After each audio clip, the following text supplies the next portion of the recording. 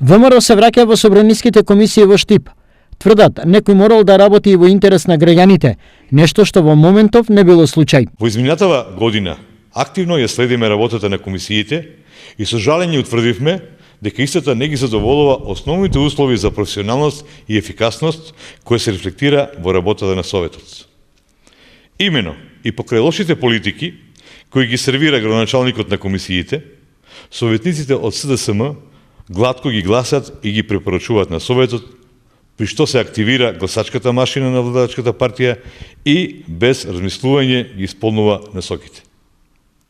Сето ова резултира со донесување на погубни одлуки, со негативно влијание врз репутацијата на општина Штип, која треба да го задржи приматот на најразвиена општина во источниот регион. За ВМРО-ДПМН ова било чин на добра волја и грижа за интересите на граѓаните, но не и крај на постапката за докажување на прекршувањата на прописите од Законот за локална самоуправа. И покрај направениот исчекор за сметка на благосостојбата на граѓаните, ние како советничка група ќе продолжиме да ја водиме битката за докажување на правдата во релевантните институции.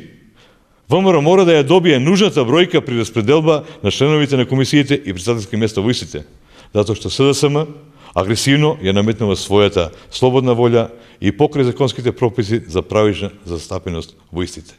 Советниците на ВМРО-ДПМН не учествуваат во работата на собраниските комисии уште од самото формирање на Советот пред една година. За нив спорно беше толкувањето на Законот за локална самоуправа, според кој секоја партија во комисиите треба да биде пропорционално застапена согласно бројот на советници.